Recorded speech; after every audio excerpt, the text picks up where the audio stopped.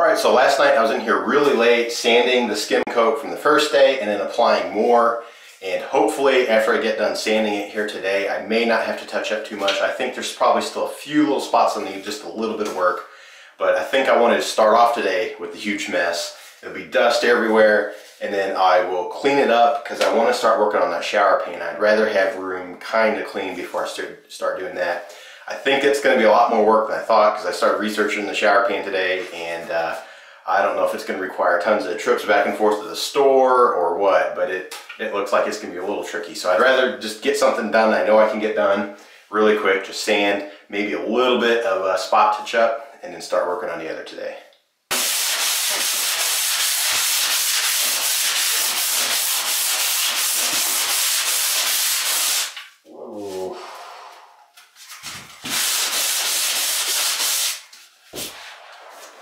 Uh-oh, I just ripped my little sanding screen here. It left some marks, so probably have to end up touching it up, so oh well, continue sanding. Alright, so I didn't have any more of these little mesh things. I had to run the store again to go buy some more, but now I got plenty, so it should get me through the entire job. I really gotta get this thing done. I think we might be behind schedule just a little bit now.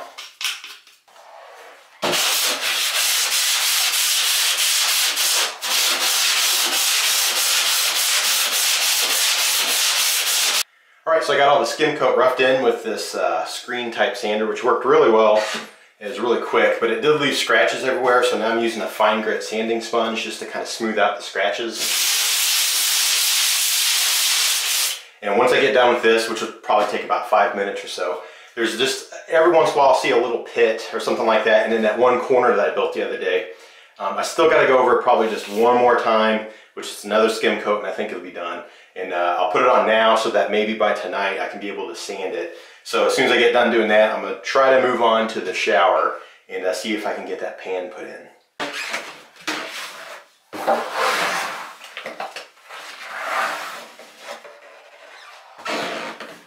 Okay, so the bathroom is now cleaned up a little bit, and I just have a couple little touch-ups on that wall that I put on. And then I just skimmed over the front side of that corner one more time. I think that one's going to be good once I sand it. And then just a little bit of touch-up right there as well. So now that I'm done with that, I can let it dry. And I'm going to move on to the shower pan. And my first concern is the drain that's sticking out. I kind of think it might already be too tall. And this cap on there, I had to drill out to be able to take out the whole shower pan.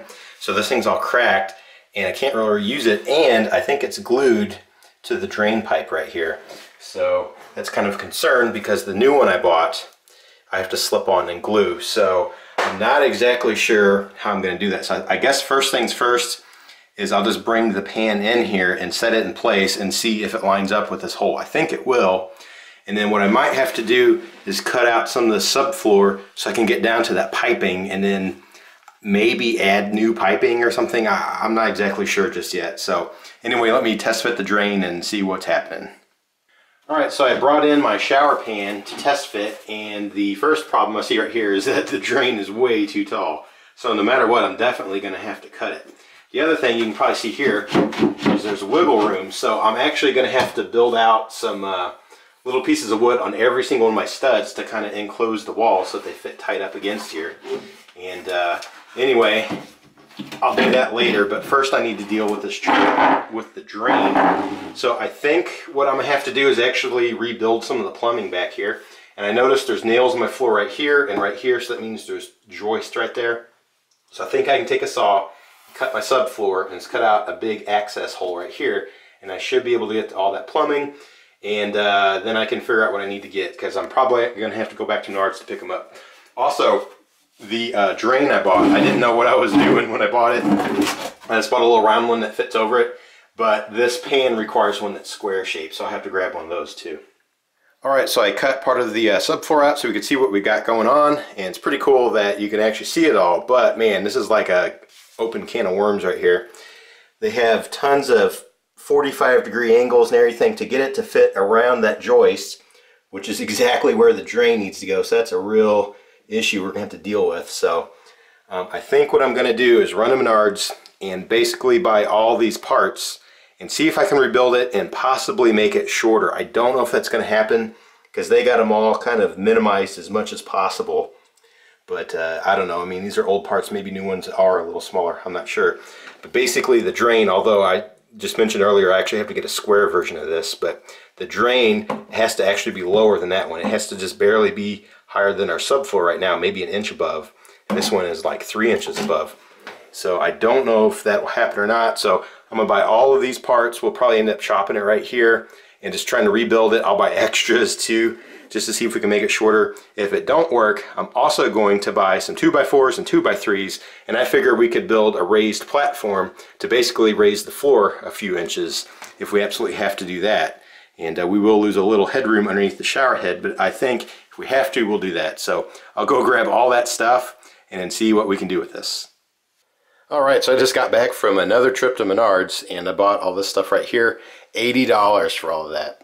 And the most expensive thing was this little square strainer that I needed to fit inside the center square there. This little piece of metal was 30 bucks for that little thing. And anyway, the other thing I did is the stuff in the bag here, I overbought, so I probably won't use it and I'll return it. But I just bought it just in case I happen to need it. But I think for the most part I can get away with a little piece of that, and then the way I have this hooked up here. So basically I've replicated what they have down there, except I used a couple of different size pieces, these two right here, and I was able to make it shorter, which is what I need. So you can see here, everything's the same height, except see it down there where it ends? I'm able to end it right underneath the subfloor instead of poking out about 3 inches. So I think that will work out perfectly. And then that little gray piece right there will fit in up here.